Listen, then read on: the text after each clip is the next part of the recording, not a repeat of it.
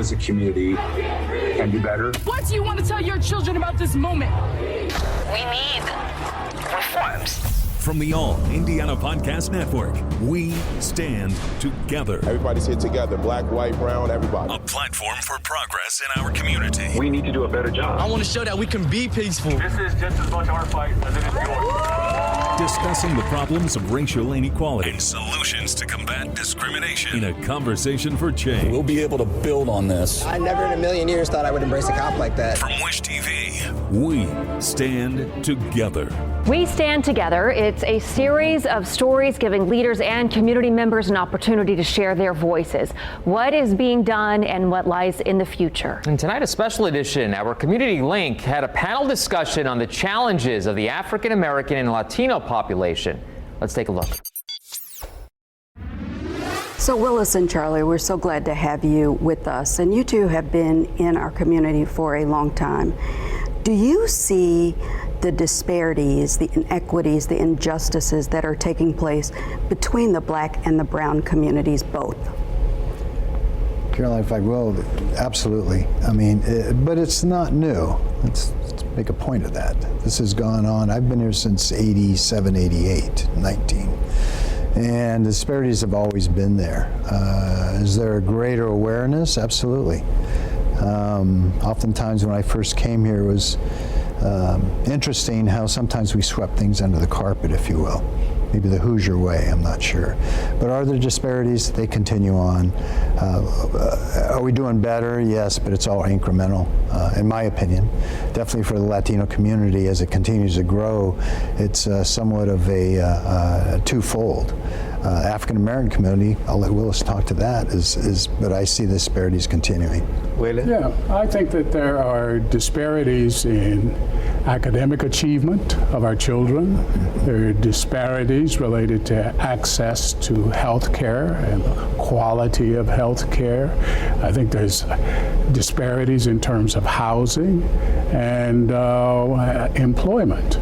We can look at both the boardrooms and also who's employed where within companies and see that there are disparities that exist, which speaks to the challenges for ensuring that people can get in pipelines so that they can rise to leadership and management positions and begin to be able to bring others in as interns and other things to begin to eliminate the disparities. But I would agree with you that some of the consciousness about the disparities have definitely increased recently, but we have to be very careful that people don't think that this is going to be a quick fix. Right. Because we're talking about stuff that not only have we seen, and we've got here about the same time. Correct. The 30 plus years we've been in this community, the issues and the disparities are not going to be eliminated just like that. But we need to ask ourselves,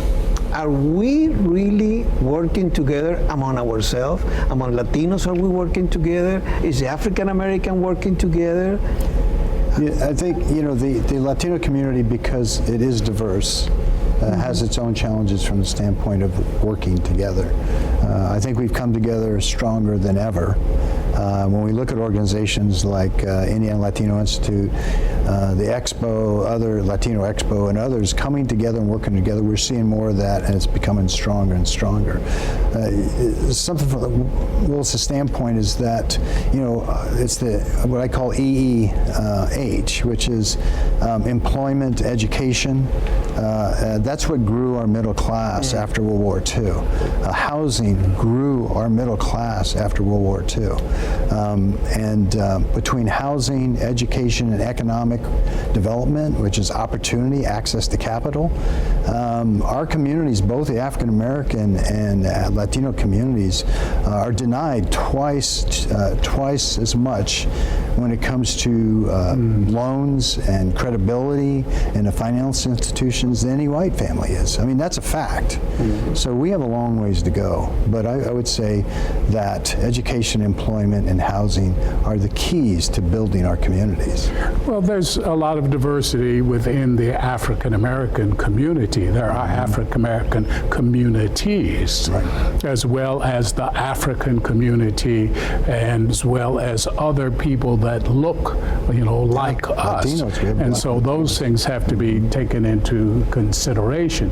But I do think there are common experiences that people have as it may relate to connecting and relating to police and the treatment that they receive by officers. It doesn't matter whether you live in Carmel or whether you live on 30th Street, you may have a common experience. So I think the question becomes how within our groups, within your groups, do we try to develop common agendas that will benefit the whole, and then how do your folks and my folks figure out what we have collectively in common and try to use our joint forces to deal with policies and practices that will strengthen the approach and support to both groups rather than using the differences to have us at one another's throats, which sometimes happens.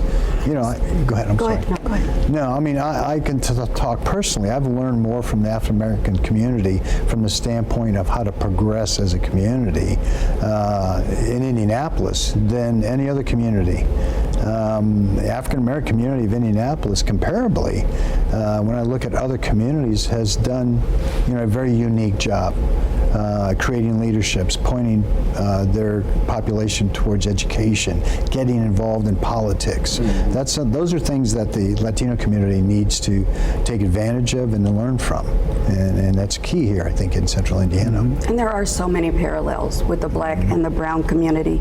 And with the George Floyd shooting, with the George Floyd death on camera, people seeing it really raised the eyebrows. It brought more people out to protest in other communities besides the Black community. So we see a lot of whites protesting and coming together and really raising the question and the issues, walking in the streets. How do we get together with Latinos and Blacks to be a voice to say we cannot stand for this anymore? How do we do that at this point? And how do we get people to the table?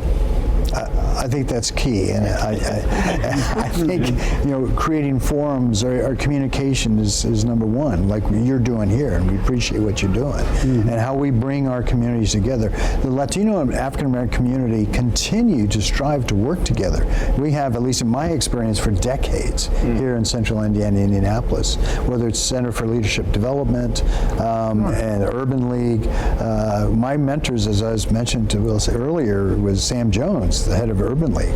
So I think we continue to strive to find those connections, that how we can work together. So it's not like this is new, but I think we can only get better at it. Indianapolis, like many communities, but especially Indianapolis, my experience here has been, it's a relationship community. It literally is who you know, and who you know will determine how far you go even. So in terms of our two communities, it's getting leadership, both of the graybeards and also the young Turks, us getting together and having some conversation, claiming what our differences are, but also claiming what our sameness is, and then figuring out a common agenda. And we can't forget the fact that we need to get young people in high schools and in colleges doing the same thing. They probably are doing it more than we might even think. Absolutely. But it's got to be through across ages, across gender, and with some focus on the fact that our housing situation, our employment situation have similarities. So thank you all so much for joining us and for talking about these commonalities and how we come together. Now bring some young people to the table as well, right? Absolutely. It's the beginning. Just the beginning. Absolutely. Well, thank you. Thank you all for having us. Yeah, appreciate it. Great. good conversation. Remember, you can also listen to our We Stand Together podcast anytime. Find tonight's episode and others online at allindianapodcastnetwork.com. From Wish TV, we stand together. Watch, read, listen, and be a part of the conversation online at wishtv.com and when you follow Wish TV on Facebook. Find more episodes of We Stand Together and other podcasts from Wish TV online anytime at allindianapodcastnetwork.com. allindianapodcastnetwork.com.